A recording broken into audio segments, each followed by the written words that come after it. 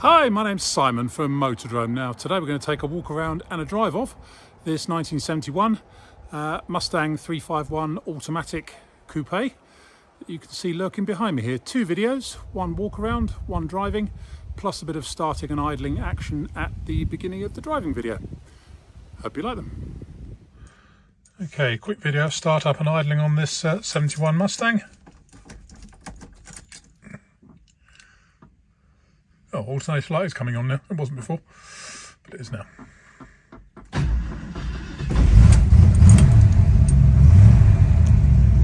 Everything starts up nicely.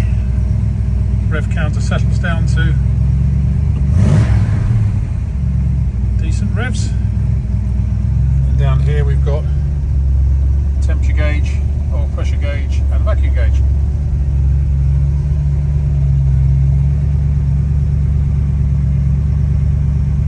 I'll show you on the bonnet.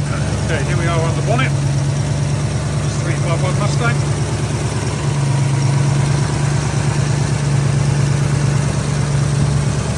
It's doing what it should. Sounds fantastic. Excellent headers on it. 8-volt manifold, polycarb.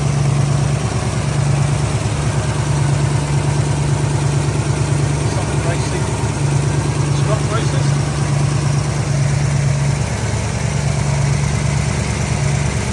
Interesting condition.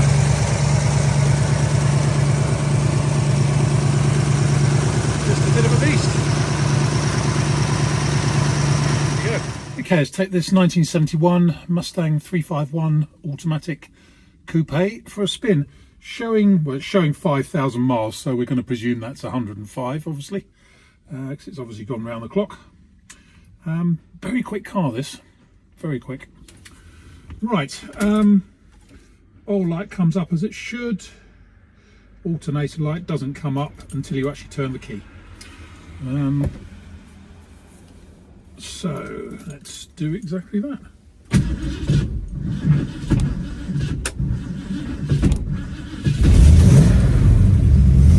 There we go.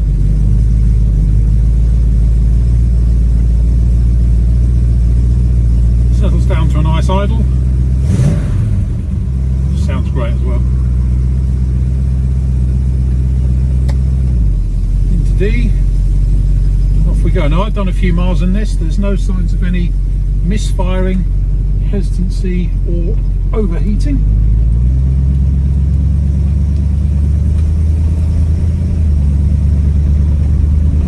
Gearbox changes gear nice and smoothly. Obviously with the power steering and power brakes, it's actually really quite light to drive.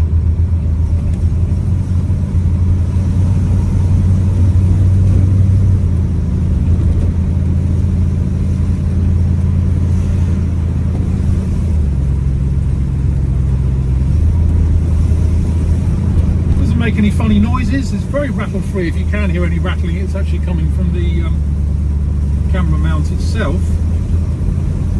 I've got the offside windows closed, but these windows open on this side because so I can stick my arm out and because I can hear it properly as well.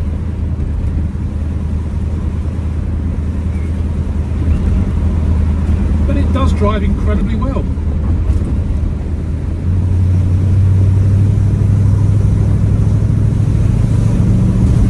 This road's very bumpy and it copes quite well with the bumps.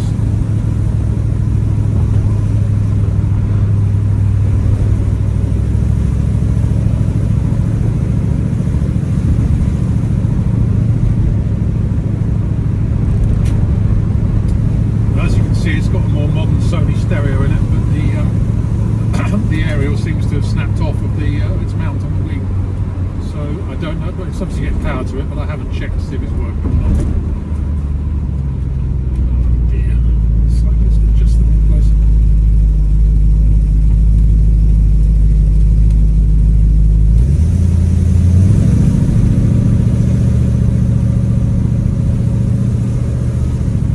It picks up nicely.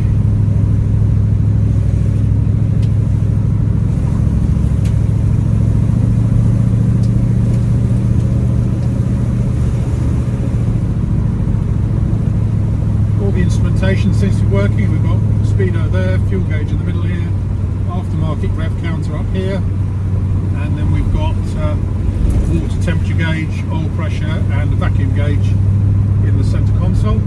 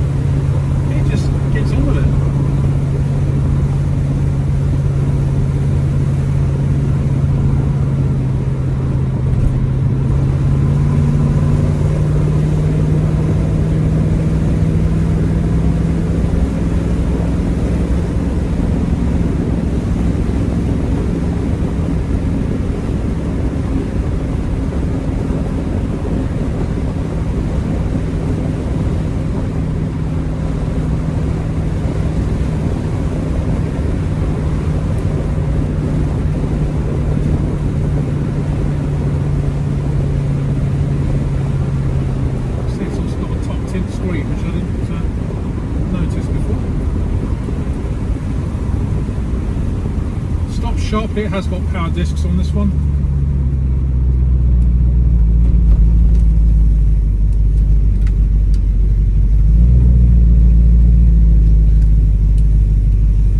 So I think there we have it. I like it. Hope you do. Hi, my name's Simon from Motodrome. Now today we're going to take a walk around and a drive of this 1971 Mustang 351 automatic coupe. You can see lurking behind me here. 2 videos, one walk around, one driving, plus a bit of starting and idling action at the beginning of the driving video. Hope you like them. Okay, let's take a look around this 1971 Mustang 351 coupe automatic, finished in sort of metallic maroon with black interior. This is a coupe version rather than the fastback. Bit rarer, not quite as valuable. And it's fair to say this one probably is a very good example of a used and improved car, because some of the paintwork is looking a bit tired now, as is a couple of areas on the bodywork. But it drives really well. It's got some very nice performance parts on it actually, including I've just found a nitrous injection tank in the boot, although I don't think that's connected. Anyway, what else have we got in it? American Racing rims with a decent set of Avon tyres on, Avon 16-inch. There's ZV7s. It's got power steering, it's got power brakes. It's also been fitted with some extra gauges down there, vacuum gauge, oil pressure and water temperature, and rev counter up there. It's got a more modern stereo system, although the aerial is snapped off and is in the boot, so I don't know, I haven't checked the CD, but it certainly all lights up. What else do we have on it aside from that? Pretty much standard spec car. It's a big exhaust on it.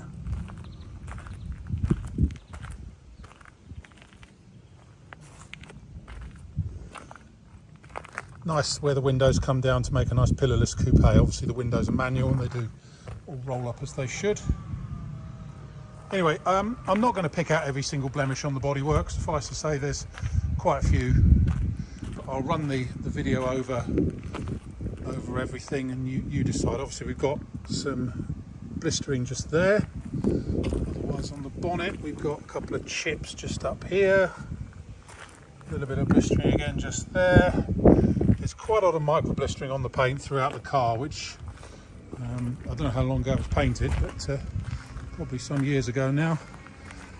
more blistering around here, bit of paint loss just there, a couple of areas of paint loss around the arch, chip up there, I do seem to go over everything, chip there, and down here, you can quite see it, just at the very back of the wing, just starting to delaminate slightly just there. Screen's all nice, roof is okay, some micro blistering on the roof. As I say, it's a use and improve for this one. Don't be phoning me up saying, oh, it needs some work on the paint. I know it does. Chips on here. And looking down here, has it had a new wing on it? It may well. Difficult to say actually, but along here you can see just a little line of bubbling, not so much here, but here. Possibly had some body work there. Near side rear arch, a couple of chips on it, but otherwise good. A couple of blemishes up here, some paint lifting around the buttress just there, and again there on the back of the near side rear wing. Boot lid's got a couple of tiny dinks in it there and there. Quite a lot of micro blistering on the boot lid. Some paint loss here around the tail end.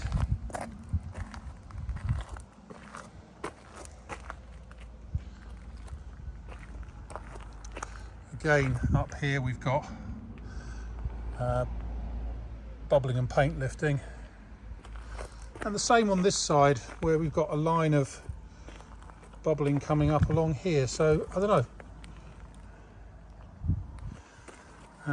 Offside rear arch is probably the worst bit of it. The back of the arch has gone very flaky.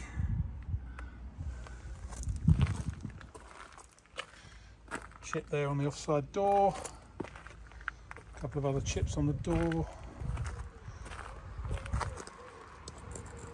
Apart from that, I think I've said enough in a way. And then interior wise, it's actually pretty good, except it's got this horrible hairy carpets which are a nightmare to clean. The vinyl on the seats is fine. It's got a centre console which I think must be an aftermarket one, but the dash top is pretty good. Headlining's all nice. Interior in there is all, in the back is all as it should be. We will just quickly, as you know, I won't do it on this video, I'll do it on the other video about the under bonnet. Yeah, so I think there you have it. It's it's really quick and it dries very well, but it's one to use and improve as you go. Anyway, hope you like it.